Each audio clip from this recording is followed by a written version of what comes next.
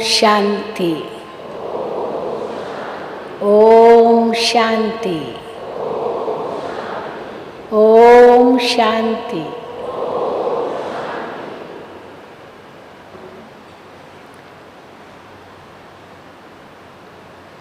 आप सभी बाबा के अति लाडले बच्चे हो। बाबा ने सभी बच्चों को एक जैसा हक दिया है, लेकिन फिर भी बच्चे अधिकार लेने में, हक लेने में नंबरवार हो जाते हैं। मिसाल दिया जाता है कि सूरज तो सबको समान धूप देता है, लेकिन लेने वाले नंबरवार हो जाते हैं। सागर सबको समान जल देता है,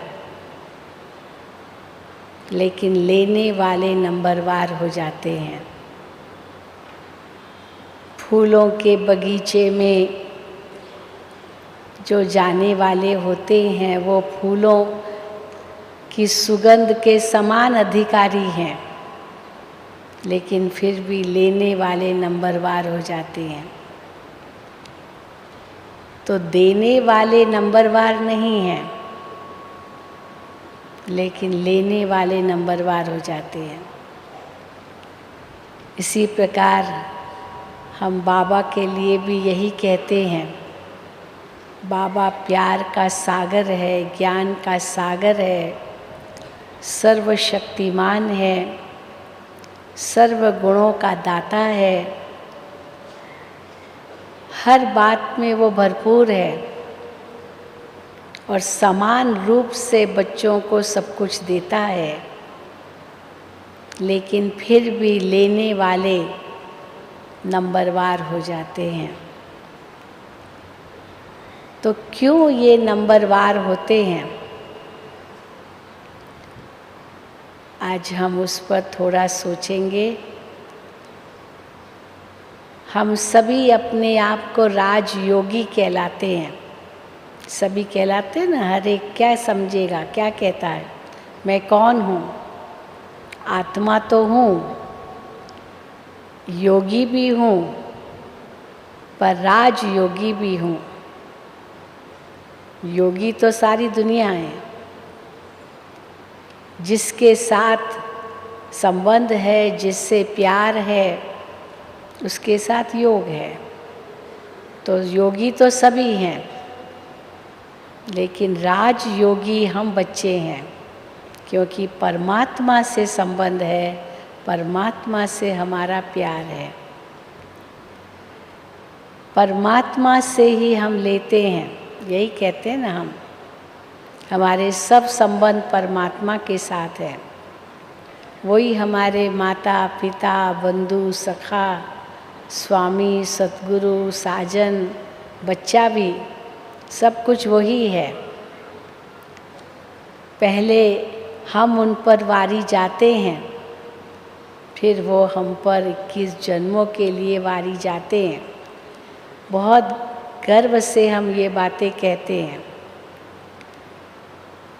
और वो बाप देने के लिए खुली बाहें पसार कर देने के लिए तैयार है, लेकिन हम लेने वाले नंबरवार हो जाते हैं। तो किस बात में नंबर आ जाता है? पहली बात तो हमारी सोच में, हमारी सोच में नंबर आ जाता है, हमारी समझ में नंबर आ जाता है, हमारे कर्मों में नंबर आ जाता है, हमारे पुरुषार्थ में नंबर आ जाता है, उसमें अंतर पड़ जाता है। और उसी अंतर के कारण हम सब नंबरवार बन जाते हैं। तो राजयोगी के कैसे कैसे स्वरूप होते हैं? वैसे तो राजयोग का स्वरूप तो बाबा ने बता दिया है। हम ब्राह्मण, देवता, क्षत्रिय, वैश्य, शूद्र ये बनते हैं। हम बच्चे ही ये 5 स्वरूपों में आते हैं। लेकिन जो अभी का विषय है हमारा, राजयोगी के विभिन्न स्वरूप, सब शिव बाबा को ही याद करते हैं। हम सब ने परमात्मा को पहचान लिया है, परमात्मा से संबंध जोड़ लिया है और उनको ही हमें याद करना है, ये भी हमें पक्का निश्चय है। उनसे ही सर्व प्राप्ति हमें करनी है, इसमें भी पूरा निश्चय है। लेकिन फिर भी नंबरवार बन जाते हैं, क्योंकि अलग अलग सोच, अलग अलग समझ, अलग अलग हमारी धारणा, हमारे कर्म अलग अलग हो जाते हैं। अब इसमें भी किसी का दोष नहीं है कि अलग अलग क्यों होते हैं, क्योंकि हर एक का पार्ट अपना अपना है। एक का पार्ट न मिले दूसरे से, इसलिए सब कुछ अलग हो जाता है। और वैसे भी बाबा कहते हैं कि सतयुग में तो एक ही महाराजा महारानी होंगे, एक गद्दी पर 2 तो नहीं बैठ सकेंगे, एक ही वो पद होगा। तो जितने भी पद होंगे उस पर एक ही बैठ सकेगा। उस पद के लिए वो ही योग्य होगा। और अनेक प्रकार के पद हैं, महाराजा से लेकर के दास दासी तक। जो आज बाबा ने कहा कि सतयुग की प्रजा, फिर त्रेता की प्रजा, फिर सतयुग के राजा के दास दासियाँ, प्रजा की दास दासियाँ, त्रेता की भी प्रजा और उनकी भी दास दासियाँ। तो कितना स्टेटस है, कितने पद हैं,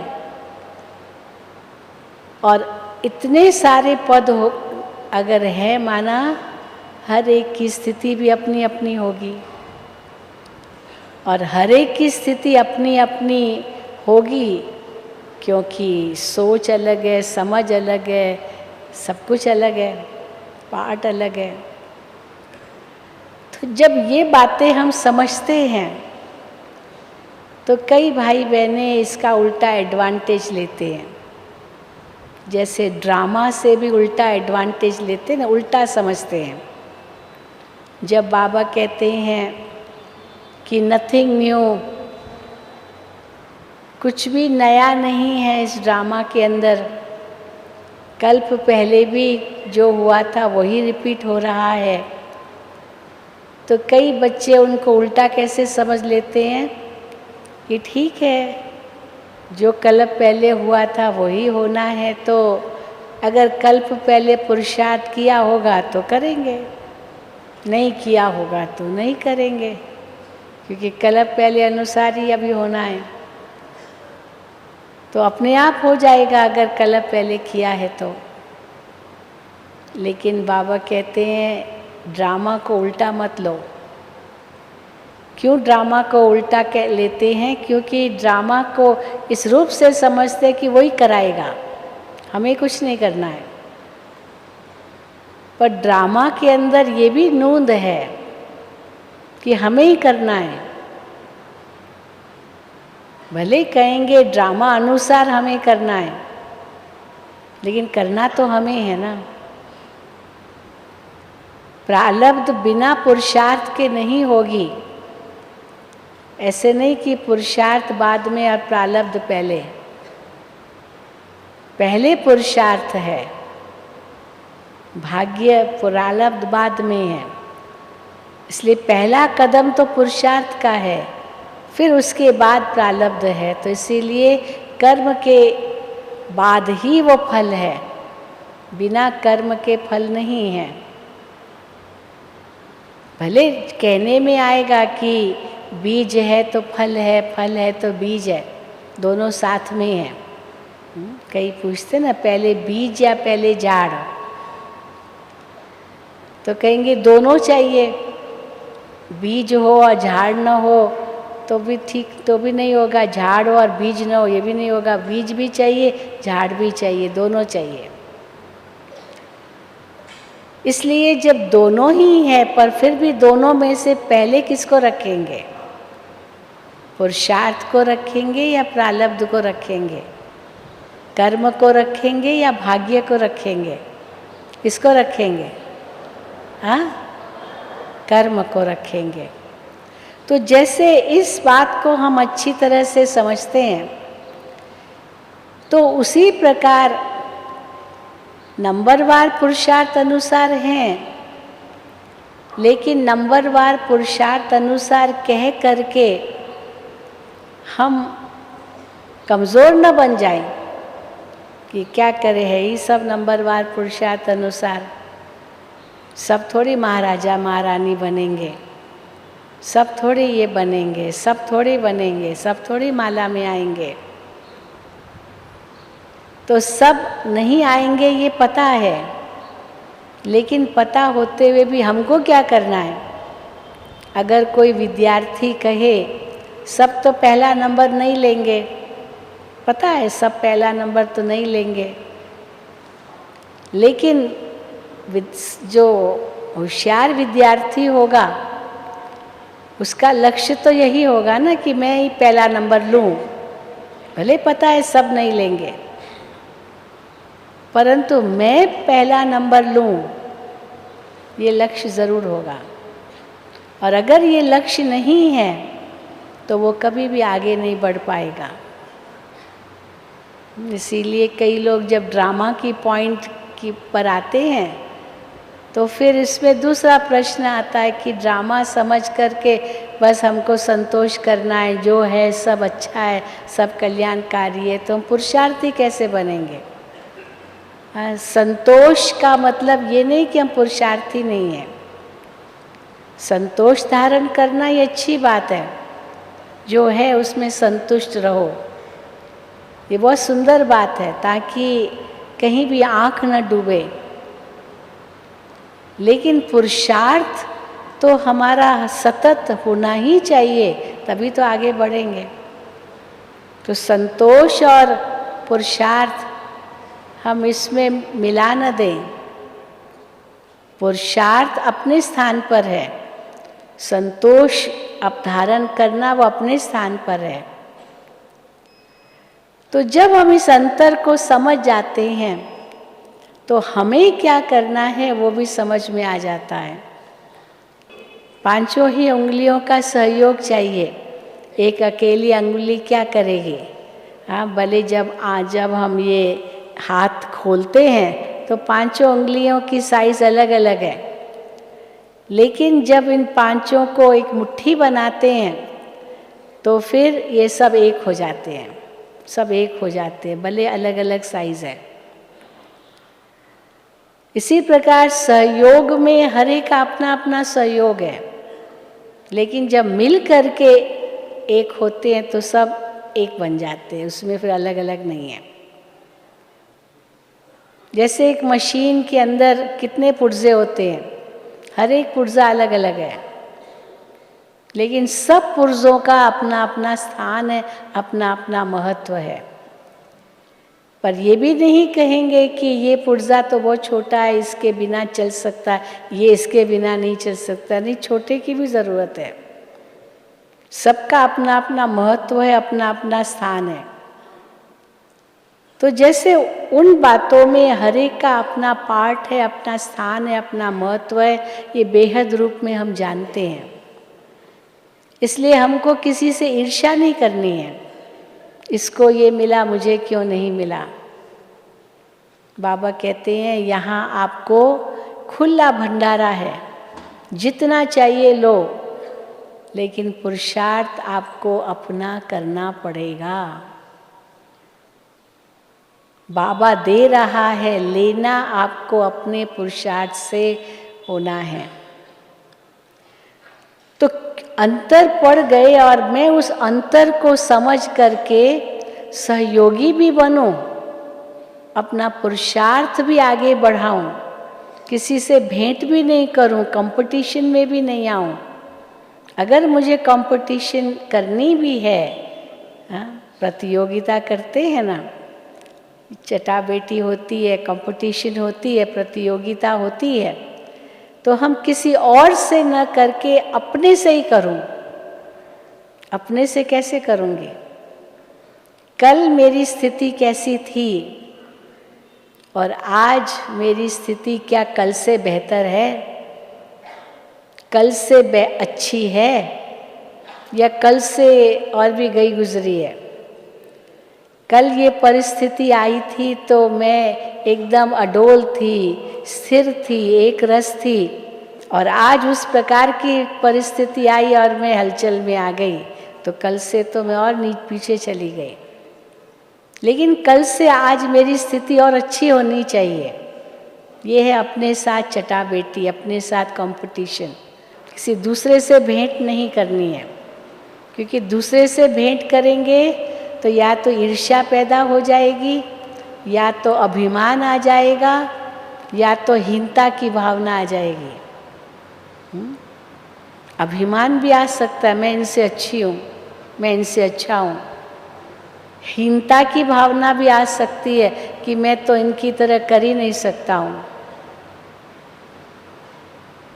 तो अभिमान भी ना आए, हीनता भी ना आए, मैं अपने स्वमान में भी स्थित रहूं और स्वमान में स्थित रह करके अपने आप को आगे बढ़ाऊं।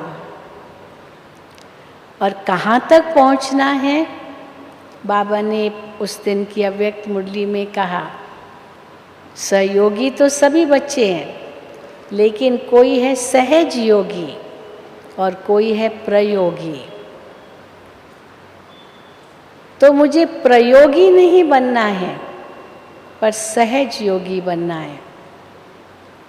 बस ये अंतर को हमें समझना होगा। सहज योगी का अर्थ होता है हर बात में वो सहज, हर बात में वो सरल, हर बात में वो फ्लेक्सिबल, हर बात में वो खुश, हर बात में अपने अंतर में संतुष्ट, हर परिस्थिति में अचल अडोल। उसके लिए उसको मेहनत नहीं करनी पड़ती है। अगर मेहनत करनी पड़ती है तो ज़रूर समझना चाहिए कि हम सहज योगी नहीं हैं। तो सहज योगी है या तो मेहनत के योगी है, और बाबा कहते हैं सहज योगी बनो। तो मेहनत के योगी या प्रयोगी कहो, प्रयोग किस रूप में करता है? मैं पता नहीं हूँ या नहीं हूँ, ठीक है या नहीं है। अपनी बुद्धि अपने ढंग से चलाता है, अपनी सोच अपने मन अनुसार चलाता है, अपनी शक्ति अनुसार वो कर्म करता है, सब कुछ करता है, लेकिन सदा असमंजस में है। सदा उसके अंदर में एक संशय है, पता नहीं ये ठीक किया या नहीं किया, पता नहीं होगा या नहीं होगा। बाबा ने बहुत सुंदर उदाहरण दिया। प्रयोगी आत्मा अपने आप से प्रयोग करेगा तो कभी ऊपर जाएगा, कभी नीचे जाएगा, और अपने आप को समझाता भी रहेगा, मैं हूँ, मैं हूँ, मैं मास्टर सर्वशक्तिवान हूँ, मैं मास्टर ज्ञान सागर हूँ, मैं हूँ। पर जो सहज योगी होगा, मैं हूँ नहीं सोचेगा, मैं ही हूँ, वो अपने स्वमान में रहेगा। प्रयोगी मैं हूँ, ये कभी हूँ कभी नहीं हूँ, संशय आता रहेगा। और संशय क्यों आया? क्योंकि जितनी प्रीत बाबा से चाहिए वो प्रीत बुद्धि इतनी नहीं है। बुद्धि और कहाँ भी लटकी हुई है। इसीलिए बाबा कहते हैं श्रीमत बहुत ज़रूरी है। हर कदम कदम के लिए हमें श्रीमत मिलती है। श्रीमत कोई केवल मोटे रूप में नहीं मिलती है। जो 4 पिलर्स हम बताते हैं, ब्रह्मचर्य पालन या शुद्ध अन्न, सत्संग, दिव्य गुणों की धारणा, ये तो मोटे रूप से तो बाबा ने हमें 4 धारणाएं बताई है और उन 4 धारणाओं के आधार पर हम ब्राह्मण बच्चे चलते हैं। लेकिन जो सुबह से लेकर के रात्रि तक की जो एक एक कर्म के लिए, एक एक वचन के लिए, एक एक सोच के लिए जो बाबा ने धारणाएं बताई है, उस पर हमारा कितना अटेंशन है, उसके आधार से हम प्रयोगी बनते हैं या सहज योगी बनते हैं। कई सहज योगी का अर्थ भी पूरा नहीं समझते हैं। कई समझते हैं सहज योगी माना अलबेले होना। अलबेला होना सहज योगी नहीं है। ठीक है, ठीक है, ठीक है। कई होते हैं ना अलबेले हैं, उनको कुछ कहो कैसे क्यों, ठीक है छोड़ो। तो अलबेलापन आया और समझ हम तो सहज योगी है। पर सहज योगी माना हर एक चीज़ एक्यूरेट भी हो, हर एक बात श्रीमत अनुसार भी हो, लेकिन हर एक बात कष्ट बिना भी हो, मेहनत से भी ना हो, उसको कहेंगे सहज योगी। और वो कैसे संभव होगा? जो बाबा कहते हैं कि अपने ओरिजिनल संस्कार को स्वाभाविक बनाओ। कई बच्चे सोचते ओरिजिनल स्वभाव तो हमारा स्वाभाविक कैसे बने, बहुत मुश्किल है। क्यों मुश्किल लगता है? क्योंकि जो अभी के संस्कार स्वभाव है वही सहज लगते हैं और वो मुश्किल लगते हैं। तो फिर क्या कह देंगे, क्या करें, मेरे पुराने संस्कार हैं।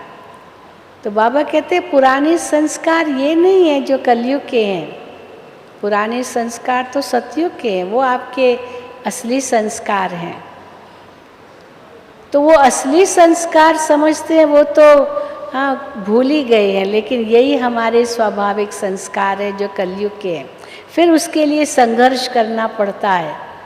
थोड़ा सा गुस्सा आ गया, फिर अपने आप को समझाना पड़ता है मुझे गुस्सा नहीं करना है। थोड़ा सा लोभ आ गया, समझाना पड़ता है मुझे लोभ नहीं रखना है। थोड़ी सी कुदृष्टि गई, फिर समझाना पड़ता है मुझे कुदृष्टि नहीं रखनी है, मुझे आवेश में नहीं आना है, मुझे ये नहीं करना है। समझाना पड़ता है खुद को, वो मेहनत करनी पड़ती है। इसीलिए बाबा कहते मेहनत के योगी। लेकिन सहज योगी माना जो मेहनत नहीं करनी पड़ी, वही स्वभाव निकले, वही मेरा संस्कार बन जाए, जो मेरा असली संस्कार हो। तो कई कहते हैं इसमें तो बहुत मेहनत लगती है। बाबा कहते मेहनत नहीं, सदा आप वो स्वरूप इमर्ज करो। क्या मैं चलते फिरते देवता या चलते फिरते फरिश्ता बन सकता हूँ?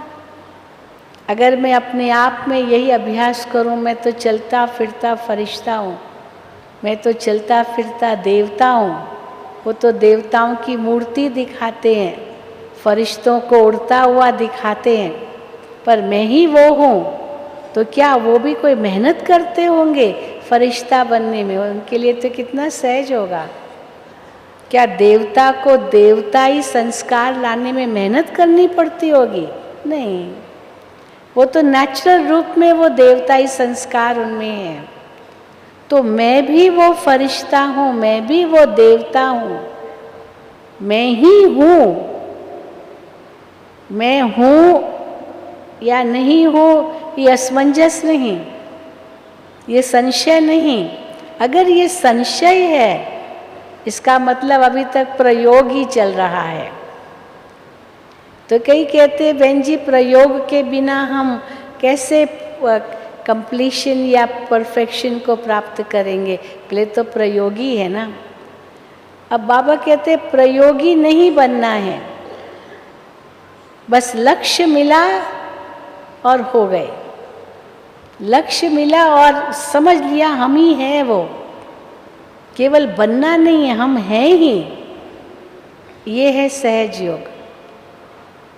हाँ, पुरुषार्थ यहाँ तक है कि हमें ये समझना है कि मुझे बाप समान बनना है। ये पुरुषार्थ ज़रूर है। ये ज़रूर पुरुषार्थ है कि जो भी मैं सोचूं, जो भी मैं बोलूं, जो भी मैं कर्म करूं, जो भी मैं व्यवहार करूं, वो बाप समान व्यवहार हो। उसके लिए क्या पुरुषार्थ है कि मैं जो ये सोच रही हूँ या ये सोच रहा हूँ, अगर बाबा इस समय होता तो क्या यही सोचता? बाबा के लिए कितना सहज हो गया। ब्रह्मा बाबा का अगर हम देखें, कैसे एक धक से बाबा में परिवर्तन आ गया, एक धक से। क्या बाबा को मेहनत लगी होगी? बस पता चल गया मैं वही विष्णु हूँ, पता चल गया मैं वही सतयुगी प्रिंस हूँ, पता चल गया कि मैं शिव बाबा का रथ हूँ, पता चल गया कि ये सब कुछ शिव बाबा का है। एक सेकंड में परिवर्तन हो गया। सोचने की ज़रूरत नहीं पड़ी बाबा को, मेहनत करने की ज़रूरत नहीं पड़ी बाबा को।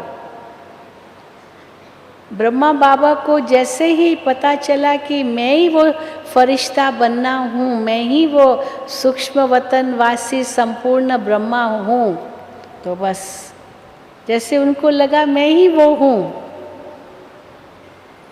कई बार बाबा बताते थे कि मैं सोचता हूँ कि क्या मैं हूँ या नहीं हूँ, फिर मैं सोचता हूँ हाँ मैं वही हूँ, तो फिर वही संस्कार इमर्ज हो जाते हैं। मैं हूँ या नहीं हूँ, ये संस्कार भी नहीं रहे, वो बदल गए एकदम, मैं ही हूँ। भक्ति में तो कई कहते खुद खुदा हूँ। शुरू में जब यज्ञ की स्थापना हुई तो भी यही था सोच, इतना ज्ञान बुद्धि में नहीं था। तो खुद खुदा हूँ, मैं खुद खुदा हूँ, समझ में कुछ नहीं आया। शिव बाबा की प्रवेशता हो गई और शिव बाबा ने ज्ञान देना शुरू किया। बाबा को कुछ समझ में नहीं आया, ये शिव बाबा बोल रहे हैं, कौन बोल रहा है पता नहीं, खुद खुदा, यही समझ लिया। ये तो बाद में धीरे धीरे कैसे जब शहजादियाँ आती थी या ध्यान में जाते थे और बाबा कहते वो आते थे, शिव बाबा उनके द्वारा ब्रह्मा बाबा को बताते थे कि शिव बाबा आप में प्रवेश है, शिव बाबा ये बोल रहे हैं। नहीं तो ब्रह्मा बाबा को तो बस नशा ही चढ़ गया, शुरू से ही नशा चढ़ गया, इसलिए एक धक से सब स्वाहा कर दिया। और धक से स्वाहा करके आगे नहीं सोचा आगे क्या होगा, बस एक धक से, और नष्टो मोआ हो गए एक सेकंड में। गीता में तो दिखाते अर्जुन को कितना मोह आया, 18 अध्याय सुनाने पड़े भगवान को उसका मोह नष्ट करने के लिए। लेकिन ब्रह्मा बाबा को मोह नष्ट करने में एक सेकंड भी नहीं लगा, बस लक्ष्य मिल गया, क्योंकि उनकी भक्ति पूरी हो चुकी थी। भक्ति का ही तो फल था ना ज्ञान। वो 63 जन्मों की पूरी भक्ति हो चुकी थी, इसलिए पहला भक्त भी वही था द्वापर युग से। और उसके बाद शिव बाबा ने उनमें प्रवेश किया तो कैसे अपना माध्यम बना करके एक धक से सब स्वाहा करा लिया। फिर भी बाबा ने कभी नहीं कहा कि मैं ही वो संपूर्ण हूँ। बाबा हमेशा बच्चों को देखते थे, बच्चों की खातिर। कई बार साकार मुरलियों में आप देखेंगे बाबा अपना पुरुषार्थ बताते हैं। मैं भोजन करने बैठता हूँ, उस दिन भी बाबा की मुरली में आया, मैं तो बाबा की वनी हूँ। हाँ, वनी माना पत्नी हूँ, तो पत्नी अपने पति के बिना खाएगी क्या? अपने पति के बिना तो नहीं खाएगी। ये तो नहीं कि पति अभी तक खाया नहीं और पत्नी खा लेगी। आजकल कलयुग में तो सब करते हैं। हाँ, ऐसी कोई बात नहीं है, लेकिन पहले तो ये नहीं था। तो मैं तो शिव बाबा की वनी हूँ, शिव बाबा के बिना मैं कैसे खा सकती हूँ? बिना शिव बाबा की याद के मैं खा नहीं सकता हूँ। तो ये बाबा अपने साथ प्रैक्टिस करते थे, शिव बाबा के साथ ही खाना। फिर बाबा कहते थे, फिर कुछ न कोई बात आती थी, फिर भूल जाता हूँ। मैं शिव बाबा के रथ को स्नान करा रहा हूँ, शिव बाबा याद आएगा, फिर भूल जाता हूँ, फिर भूल जाता हूँ। फिर बाबा कई बार कहते थे कि कोई तूफान आता है तो पहले इंजन को तूफान लगता है, फिर डब्बों को लगता है। तो ये तूफान तो बच्चे पहले मेरे पास आएंगे, तुम तो डब्बे हो, ये इंजन तो ये है। लेकिन कभी कभी हम सोचते हैं कि क्या सचमुच बाबा के आगे तूफान आते होंगे क्या? बाबा तो कैसे अचल अडोल स्थिति में थे, चाहे कितनी भी परीक्षाएं आई, लेकिन एक धक से जैसे बाबा स्वाहा हुए, झाटको हुए, पीछे मुड़ के नहीं देखा, क्या होगा कैसा होगा नहीं मुड़ के देखा। परंतु अगर मुरलियों में ये आता है अब उनके पुरुषार्थ की बात, ये इसीलिए बाबा को कहना पड़ता है ताकि बच्चे फंक न हो जाएं कि मेहनत करना तो बहुत मुश्किल है, ये तो बहुत मुश्किल है, तो बहुत मुश्किल है। साकार में बाबा यहाँ तक कहते थे, बच्चे अगर संकल्प में कोई ऐसा अशुद्ध विचार आता है मन में, कोई बात नहीं, कर्म में मत लाओ, कर्म में मत लाओ। ये सब साकार की मुरलियाँ थी ताकि बच्चे फंक न हो जाए कि हमसे पुरुषार्थ नहीं होता है। परंतु बाबा ने कैसे पुरुषार्थ किया, क्योंकि उनका टारगेट बिल्कुल निश्चित था। मैं फरिश्ता हूँ, मैं देवता हूँ, मैं श्री कृष्ण की सोल हूँ, मैं शिव बाबा का ये लॉन्ग बूट हूँ। ये जो भी बाबा के, ब्रह्मा बाबा के अंदर जितने भी स्वमान थे वो बहुत ऊंची स्थिति के थे। इसीलिए बाबा को कोई मेहनत लगी होगी ये हम कभी सोच भी नहीं सकते। और देखते भी थे बाबा को, चाहे कितनी भी बातें बाबा के सामने आई, साकार बाबा को हमने बहुत नज़दीक से देखा है, और कैसे बाबा सुनते हुए जैसे अचल अडोल स्थिति होती थी। सुन रहे हैं, क्या क्या कलंक लगते थे, लेकिन बाबा कैसे अचल अडोल। ज़रा भी चिंता की रेखाएं या गुस्से की रेखाएं बाबा के चेहरे पर कभी नहीं देखी, कभी भी नहीं देखी। जैसे बाबा नहीं कहते मक्खन से बाल, ऐसे अनुभव होता था बाबा से, जैसे कि उनके आगे कुछ भी आया जैसे था ही नहीं। हम लोगों को ज़रा भी किसी ने कुछ ऐसी बात कह दी तुरंत महसूस हो सकता है, पर ये स्थिति बाबा की ऐसे नहीं कि कोई अज्ञान काल में होगी। तभी तो बाबा कहते हैं ना, शुरू में जब बाबा साकार में ज्ञान से पहले बहुत पुरुषार्थ करते थे, क्योंकि शिव बाबा को उनकी आत्मा को तैयार करना था, और वो तैयार आत्मा थी तब शिव बाबा ने प्रवेश किया। तो भक्ति मार्ग में बाबा ने बहुत पुरुषार्थ किया, इसलिए 12 गुरु किए बाबा ने, जीवन में 12 गुरु किए। ज्ञान नहीं था, शास्त्र बहुत पढ़ डाले थे, दान पुण्य बहुत करता था, अपने मन को समझाता रहता था। बाबा की एक डायरी है जो 1932 की डायरी है, जिसमें बाबा अपने मन से बात कर रहा है कि हे मन, तुम कहाँ दौड़ रहे हो, कहाँ जा रहे हो, क्यों नहीं अपने इष्ट में मन लगा रहे हो, ध्यान लगा रहे हो। बहुत बाबा अपने मन से बात करते रहते थे। बाबा अपने आप को चमाट भी मारते थे, थप्पड़ मारते थे, बाबा चोटी लगाते थे अपने आप को, हे मन तुम कहाँ दौड़ रहे हो।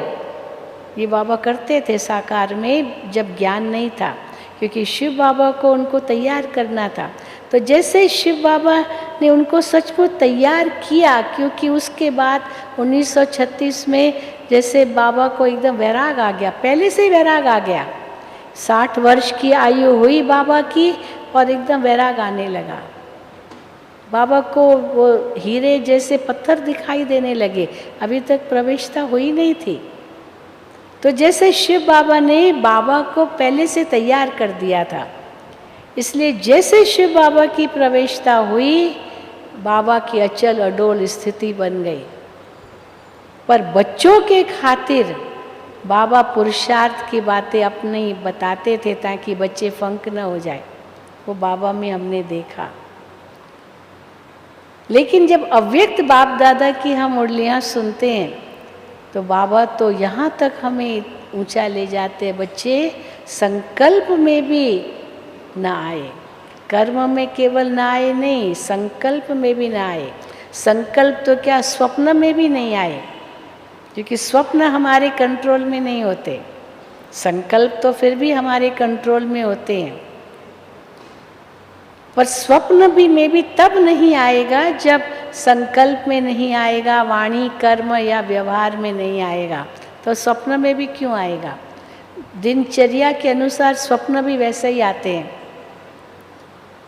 तो स्वप्न में भी न आए, उसके लिए कितनी ऊंची हमारी स्थिति हो, और वो स्थिति स्वाभाविक हो, नेचुरल हो, क्योंकि लक्ष्य हमारा बहुत ऊंचा। जैसे एक स्टूडेंट होता है, अगर सचमुच वो सीरियस स्टूडेंट है, वो उसको पढ़ाई का बहुत शौक़ है, उसको नंबर 1 आना है, उसको और कुछ भी नहीं सूझेगा, बस केवल एक पढ़ाई ही सूझेगी और कुछ भी नहीं सूझेगा।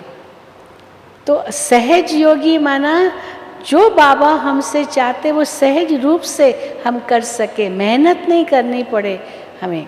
अगर मेहनत कर रहे माना अभी तक प्रयोगी है, और प्रयोगी की रिजल्ट क्या होगी, क्या पद पाएंगे? आज ऊंचे हैं, कल नीचे हो गए। आज बहुत खुश हैं, कल देखो तो नाराज हो गए। आज बहुत प्रसन्न दिखाई दे रहे हैं, और कल देखो तो मुरझा गए हैं। जिसको बाबा कई बार कहते झरमोई, छुई मुई, छुई मुई का पेड़ होता है, छोटे छोटे होते पत्ते, उनके पेड़ भी जरा सा हाथ लगा एकदम झुक जाते हैं। छुई मुई, टच मी नॉट, उसको कहते हैं।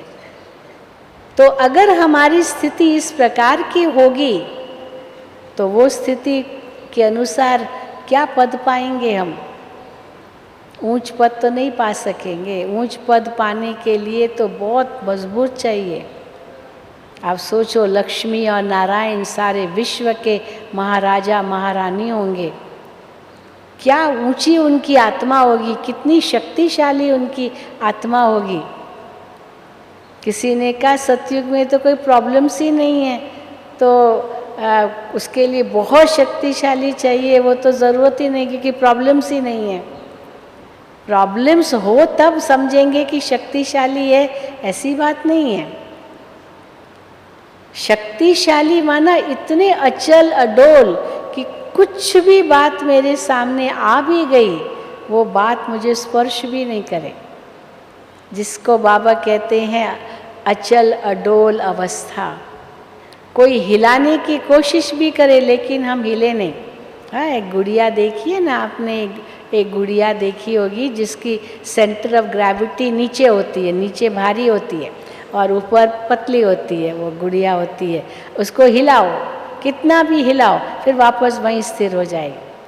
और दूसरा होता है जैसे बेपेंदी का लोटा, अब उसके नीचे पेंदी नहीं है, वो खड़ा ही नहीं हो सकता है। अगर ज़रा सा किया तुरंत लुढ़क गया, तुरंत गिर गया, क्योंकि उसका बेस ही नहीं है। तो बाबा कहते हैं हमारा बेस इतना स्ट्रांग हो जो कोई हिलाने की कोशिश करे तो भी हिला न सके। संग के रंग में क्यों आ जाते हैं हम? किसी ने कुछ कह दिया, सोचना शुरू कर देते, पता नहीं पता नहीं पता नहीं। तो बाबा कहते पता नहीं का तो पता ही कट जाएगा, पता कट जाएगा, माया के वशीभूत हो जाएंगे। क्योंकि माया तो देखती रहती है, इसलिए बाबा माया के बारे में हर मुरली में ज़रूर कहते हैं कैसे माया पछाड़ती है, हर रूप से माया पछाड़ती है। बाबा ने कई शब्द दिए कैसे पछाड़ती है। बाबा कहते कई बार माया क्या करती है, नाक से पकड़ती है, कभी माया कान से पकड़ती है, कभी माया चोटी से पकड़ती है, कभी माया थप्पड़ लगाती है, कभी माया ठोंसा मारती है, घूसा मारती है, कभी माया गिरा देती है, कभी माया बेहोश कर देती है, और कभी तो माया एकदम मार भी डालती है। अब ये कैसे होता है, कैसे पता चलता है कि माया का अटैक हुआ? नाक से पकड़ती है तो क्या होता है, अगर किसी का नाक आप पकड़े तो क्या होता है, मालूम है ना क्या होता है? नाक को अगर मेरा नाक कोई पकड़े तो क्या होता है? सफोकेशन। सांस लेना मुश्किल हो जाता है ना, नाक कोई पकड़ ले तो मुश्किल होता है ना सांस लेना, क्योंकि नाक से ही सांस लेते हैं।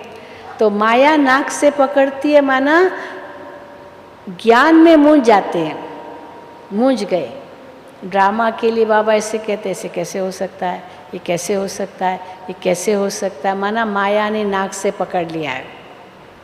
ये समझ लो, अगर ज्ञान में थोड़ा भी संशय उठा, ये माया ने नाक से पकड़ा है। निश्चय बुद्धि विजयंती, माना ये कौन मुझे ज्ञान दे रहा है? सत्य बाप दे रहा है, जो सचखंड स्थापन कर रहा है, सत्य युग बना रहा है, वो सच्चा पातशाह, वो सत्य बाप जो एक है, जिसको सर्व आत्माएं याद कर रही है, वो मुझे ये ज्ञान दे रहा है। ये इतना पक्का निश्चय हो जो कोई भी बात हमें हिला न सके, कोई ज्ञान की पॉइंट में हम संशय न लाएं। हाँ, ये ज़रूर बाबा कहते हैं कि ज्ञान की पॉइंट्स की गहराई में जाओ। गहराई में जाना अलग बात है, पर दूसरा ज्ञान की बातों में फिर सोचते सोचते संशय बुद्धि बन जाना, ये ऐसे जैसे जंगल में चले जाना। और जंगल में तो शेर मिलेंगे, चीते मिलेंगे, जंगली जानवर मिलेंगे, यही मिलेंगे। फिर डर जाएंगे, फिर पता नहीं कहाँ के कहाँ पहुँच जाएंगे। तो निश्चय बुद्धि आत्मा, माना शिव बाबा में पूरा निश्चय, तो ज्ञान में कोई संशय नहीं। माया नाक से पकड़ती, माना ज्ञान में संशय आना शुरू हो जाता। फिर कान से पकड़ती है, तो कान से पकड़ती है, कैसे पता चलता है? किसी ने मेरे लिए कुछ कहा, कान खड़े हो गए, क्या कहा मेरे लिए, क्या समझता है वो, क्यों कहा, मैंने क्या किया, ये क्या क्यों में चले जाते हैं। ये कान खड़े हो गए, किसी ने कुछ कह दिया मेरे बारे में। तो इसलिए बाबा कहते हैं ना, जिसको अभिमान होता है ना, उसको अपमान भी बहुत जल्दी लगता है। अभिमान वाले को अपमान बहुत जल्दी लगता है। पर अगर आत्मा को अपना स्वमान है, तो चाहे कुछ भी कहे, उसको बाबा कभी नहीं महसूस होगा। उसको ब्रह्मा बाबा को कभी नहीं लगा, क्या नहीं कलंक लगाए ब्रह्मा बाबा के ऊपर, पता है ना। जब शुरू में बहनें बाबा के पास आई, समर्पित हो गई, हाँ स्वाहा हो गई, तो क्या कलंक लगे, क्योंकि बाबा से साक्षात्कार होते थे, श्री कृष्ण के साक्षात्कार होते थे। तो क्या लोगों ने कलंक लगाए कि ये अपने आप को कृष्ण कहलाता है, इसको 200-300 रानियां मिली है, अब ये कहता है मैं तो कृष्ण हूँ, मुझे तो 16,108 रानियां चाहिए। हाँ, ये सब 200-400 ही केवल मिली है इसको, 16,000 इसको रानियां चाहिए। अब कहाँ एक कलंक, देखो कृष्ण को कलंक तो इसी प्रकार के ही लगे। हालांकि बाबा कहते कृष्ण को तो कलंक लग ही नहीं सकते हैं, सतयुग में कौन कलंक लगाएगा श्री कृष्ण को। चीर हरण किया, ये भी कितना ये जो चीर चुराए, भाई गोपियों के वस्त्र चुराए, कितना बड़ा कलंक है ये कृष्ण पर। और बाबा कहते ये तो शिव बाबा ने ब्रह्मा तन द्वारा कैसे सबको शरीरी बना दिया। ये देह है, वो देह ही भूल गई आत्मा। ये देह, ये वस्त्रों की बात नहीं, लेकिन देह रूपी वस्त्र से बाबा ने कैसे न्यारा कर दिया। और कहाँ वो बताया कि गोपियों के वस्त्र चुराए, कितनी बड़ी ग्लानि। कहाँ श्री कृष्ण ने मक्खन चोरी किया, कितनी बड़ी ग्लानि। और बाबा कहते मैं तो सारी दुनिया का मक्खन तुमको देता हूँ। तो कहाँ वो ग्लानि जो कृष्ण की थी, वो बाबा के ऊपर लगाई, ब्रह्मा बाबा की वो ग्लानि की। कृष्ण को कभी ग्लानि नहीं करेंगे, हो भी नहीं सकती है। तो संगम युग पर शिव बाबा, ब्रह्मा बाबा और कृष्ण, श्री कृष्ण, इन तीनों की बायोग्राफीज को मिला दिया है। इसीलिए श्री कृष्ण के लिए कहते हैं कि उसने चौथ का चंद्रमा देखा, ऐसी बहुत सारी बातें कहते हैं। तो ग्लानि की बातें ब्रह्मा बाबा के सामने आई थी, बहुत आई थी, लेकिन बाबा कैसे न्यारे बने। आज भी बाबा ने मुरली में कहा, वाट वेंदे बांबण फाथो, ये सिंधी में कहते हैं, वाट वेंदे बांबण फाथो, रास्ते चलते चलते ब्राह्मण फंस गया। लौकिक में ब्रह्मा बाबा ब्राह्मण था, कृपलानी जाति ये ब्राह्मण जाति है, सिंधियों में बहुत ऊंची जाति थी। बाबा ने कभी शराब सिगरेट ये नॉन वेज को छुआ तक नहीं था।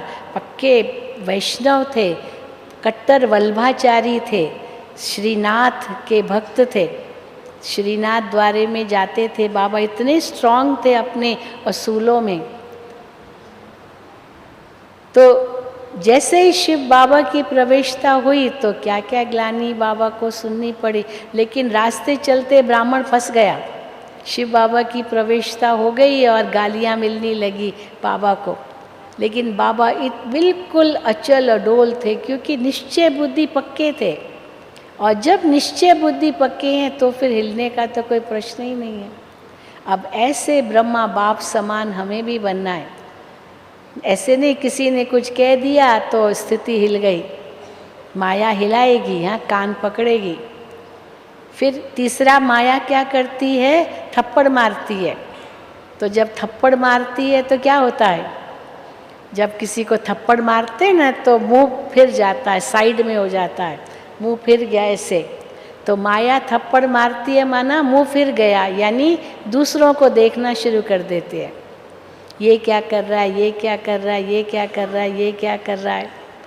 अब दूसरों को देखना शुरू किया तो स्थिति डामाडोल हो जाएगी। इसी से या तो हीनता की स्थिति आएगी भावना, या तो अभिमान आएगा, मैं इनसे अच्छा हूँ या मैं इनसे कम हूँ।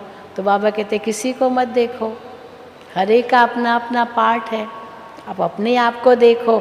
अगर देखना भी है तो ये देखो कि कल से मैं आगे आज अच्छा हूँ, आज अच्छा बनना है कल से। लेकिन फिर माया चोटी पकड़ती है। चोटी कैसे पकड़ती है, अच्छा हूँ कल से माना पीछे मुड़ के देखा और फिर अभी आगे मैं हूँ, अच्छा हूँ, तो कई बार उसका अभिमान भी आ जाता है। कई भाई बहन अपना अनुभव सुनाते हैं, बहन जी मैं बहुत शराब पीता था, मैं सिगरेट पीता था, बहुत शराबी कबाबी, बहुत मायावी था, बहुत गुस्से वाला था। बहन जी अभी तो मैं इतना बदल गया हूँ, इतना बदल गया हूँ, इतना बदल गया हूँ। उसका अभिमान आ जाता है, मैं तो बहुत बदल गया हूँ। तो बाबा कहते हैं अभी पीछे मुड़ के मत देखो, बदल गया हूँ, बदल गया हूँ, और अभी आगे बढ़ना है। आगे बढ़ कर के उस मंजिल तक पहुंचना है। पीछे ही मुड़ के देखेंगे तो कभी आगे नहीं बढ़ेंगे। तो ये मत सोचो मैं बहुत अच्छा हो गया हूँ, क्योंकि अभी तो बहुत अच्छा होना है। जैसे एक होशियार स्टूडेंट होता है, अगर उसको 90% भी मार्क्स मिलते हैं ना, तो भी वो सोचेगा मेरा 10% कहाँ चला गया, मुझे 100% लेना है।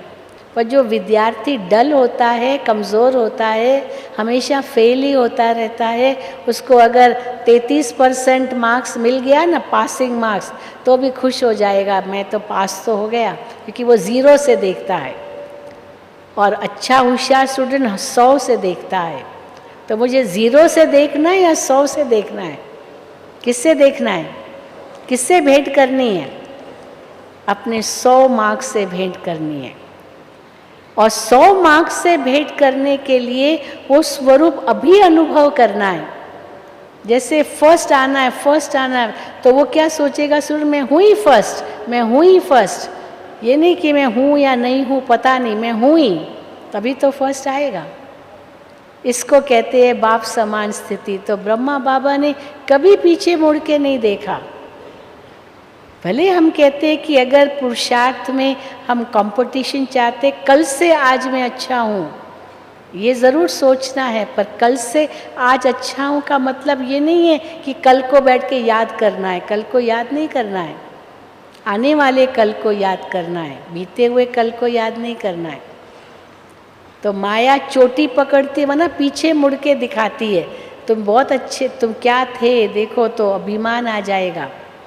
या कई बार और ही निराशा आ जाती है। कई समझते मैं ज्ञान में नहीं था, तो माया क्या होती है ये पता ही नहीं था, तो कोई परीक्षा ही नहीं थी। अभी तो कितनी परीक्षाएं आ रही है, हम पहले ज्ञान में नहीं थे तो और अच्छे थे। कई तो ऐसे भी समझते हैं, ये माया ने चोटी पकड़ ली। माया ने चोटी पकड़ के पीछे की तरफ खींच लिया। ये परीक्षाएं जो आ भी रही है, ये हिसाब किताब चुकतू हो रहे हैं, ये क्यों नहीं समझते हम? नहीं तो धर्मराजपुरी में चुकतू करने पड़ेंगे, वहाँ चुकतू करने की बजाय यहाँ चुकतू करना अच्छा है। सजाएं न खाएं, यहीं चुकतू कर लें। फिर बाबा कहते हैं माया क्या करती है? घूंसा मारती है, गिरा देती है। तो गिरा कैसे देती है? कोई न कोई विकार के वश हो जाते हैं। कोई न कोई विकार के वश हुए, काला मुंह किया तो जैसे माया ने सारी आत्मा की शक्ति छीन ली और गिर गए। और ऐसे गिरे जो एकदम बेहोश हो जाते, जो ज्ञान अगर सुनाओ भी ना उनको, कुछ पल्ले नहीं पड़ेगा। और कुछ पल्ले नहीं पड़ेगा, बिल्कुल जाके दुनियावी बन जाएंगे। और दुनियावी जाके बन गए तो पहले से भी बदतर बन जाएंगे। ज्ञान में नहीं थे उस समय जो स्थिति थी, उससे भी बदतर बन सकते हैं ज्ञान छोड़ने के बाद। आप सोच सकते क्या स्थिति बनेगी? क्यों? क्योंकि 100 गुना सजा हो जाती है, 100 गुना सजा। अज्ञान काल में है तो फिर भी 1 गुना सजा। और ज्ञान में आने के बाद, समझ मिलने के बाद, माया को पहचानने के बाद, लक्ष्य मिलने के बाद, क्या थे, क्या हैं, क्या होना है, क्या रहना है, ये सब कुछ पता होने के बाद फिर भी अगर माया के वश हुए तो बाबा कहते 100 गुना सज़ा मिलेगी। तो कई लोग बहुत घबराते हैं, हाँ ठीक है जैसे वैसे ही ठीक है, हाँ। लेकिन हिम्मत थोड़ी हारनी है। हिम्मते बच्चे मददे बाप, ये भी तो बाबा कहते हैं। कई बच्चे ये भी नहीं समझ पाते कि बाबा की मदद मिल भी रही है। क्यों? क्योंकि वो समझते मैं इतनी हिम्मत कर रहा हूँ, इतनी मेहनत कर रहा हूँ, तो भी बाबा की मदद नहीं मिल रही है। कई बच्चे उल्हेना देते हैं बाबा को, कंप्लेंट्स करते हैं, फरियाद करते हैं। वो तो फिर फरियाद करने वाले योगी बन जाते हैं। जब देखो बाबा के प्रति फरियाद ही फरियाद है, कंप्लेंट ही कंप्लेंट है। भक्ति में तो बहुत कंप्लेंट्स की, पर फरियाद कैसे करते? बाबा आप हमको मदद नहीं करते, बाबा आप हमको मदद नहीं करते। बाबा की मदद मिल रही है ये पता भी नहीं चलता है, और हम समझते बाबा हमको मदद नहीं करते। हाँ, वो एक कहानी सुनाते हैं ना कि भगवान मदद करेगा, भगवान मदद करेगा। भगवान मदद भी किसके द्वारा करेगा ना, कोई चमत्कार थोड़ी दिखाएगा भगवान मदद करेगा। एक मिसाल बताते हैं कि एक जगह बाढ़ आ गई, बाढ़ आ रही थी, ऐलान हुआ कि यहाँ पर बाढ़ आई है, बांध टूट गया है, यहाँ खाली करो खाली करो। तो सारे खाली करके भागे, लेकिन एक मकान में एक व्यक्ति था, वो कहे मैं नहीं जाऊँगा, भगवान मुझे मदद करेगा। तो पड़ोसी जा रहा था, पड़ोसी ने उसको कहा चलो चलो चलो, यहाँ पानी आ रहा है, बाढ़ आएगी, चलो हमारे साथ। कहा नहीं, भगवान मुझे मदद करेगा।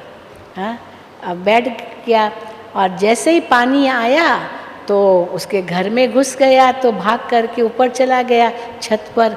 तो जैसे ही देखा पानी आ गया तो नाव आई, एक व्यक्ति नाव में आया, चलो नाव में बैठ जाओ, चलो चलो पानी आ गया है, चलो हम आपको पार करेंगे। तो कहा नहीं नहीं, भगवान मदद करेगा, भगवान मदद करेगा। तो और पानी ऊपर आ गया, तो छत पर जाके खड़ा हो गया। यहाँ तक पानी था तो हेलीकॉप्टर आया, भाई रस्सी गिरा रहा हूँ, तुम चढ़ जाओ चढ़ जाओ। नहीं, भगवान मदद करेगा, भगवान मदद करेगा। और आखिर पहुँच गया भगवान के पास, पहुँच ही गया। तो भगवान को कहता है भगवान तुमने मुझे मदद नहीं की। भगवान ने कहा कैसे नहीं की, आपको तो मैं बहुत मदद कर रहा था, लेकिन तुमने समझा नहीं। वो जिस व्यक्ति ने आपको कहा चलो मेरे साथ, ये मैंने ही तो उसको भेजा आपके पास। वो नाविक जिसने तुमको कहा नाव में बैठो चलो, उसको मैंने ही तो भेजा था। वो हेलीकॉप्टर वाले को मैंने ही तो भेजा था कि जाओ उसको मदद करो, पर आपने मेरी मदद समझी नहीं। अब उसमें भगवान भी क्या करेगा। इस पर बहुत से मिसाल बताते हैं कैसे हम भगवान को उलहने देते हैं।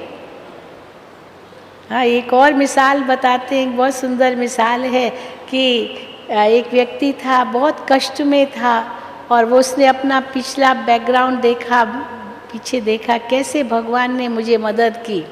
लेकिन एक समय था जब बहुत कष्ट था, तो उसको लगा कि भगवान ने मुझे मदद नहीं की। कैसे नहीं की? क्योंकि हर वक्त वो देखता था 4 पैर, तो भगवान मेरे साथ चल रहा है, मेरे 2 पैर, 2 भगवान के पैर। लेकिन जब बहुत कष्ट का समय था तो 2 ही पैर दिखाई दिए, भगवान के पैर तो दिखाई नहीं दिए। तो फिर भी भगवान को लेना दे रहा है, हे भगवान तुमने मुझे मदद नहीं की। तो भगवान ने कहा, अरे जिस समय तुमको ज़्यादा कष्ट था उस समय मैंने तुमको उठा लिया था, वो 2 कदम मेरे हैं, तुम्हारे नहीं हैं। और उसने क्या समझा, ये मेरे ही है। तो बाबा की हर वक्त मदद है, बस थोड़ी सी हिम्मत रखनी होती है, और कुछ नहीं। बाबा की 100 गुना मदद है। परंतु अगर हम ही ये महसूस कर रहे हैं मुश्किल है, होगा नहीं होगा, नहीं होगा, पता नहीं, तो पता कट सकता है। क्योंकि बाबा की मदद के पात्र ही कहाँ रहेंगे, हिम्मत भी नहीं है। तो इसीलिए हमेशा हमें ये सोचना है, बस उस संपूर्ण स्थिति को याद करो। मेरी वही संपूर्ण स्थिति है, मुझे जिसको बाबा कहते एक आँख में मुक्ति, एक आँख में जीवन मुक्ति। घर जाना है, नई दुनिया में आना है, घर जाना है, नई दुनिया में आना है। सब कुछ करते हुए भी न्यारा बनना है, कछुए समान बनना है। मेरी वही स्थिति है। बस ये स्थिति को अपनाते जाओ और आत्मा सहज योगी बनती जाएगी, और अपने ओरिजिनल जो गुण है, जो शक्तियाँ हैं, जो स्थिति है, जो स्वरूप है, वो सहज रूप से अनुभव होता जाएगा। ठीक है? हाँ, अच्छा। ओम शांति, ओम शांति, ओम शांति।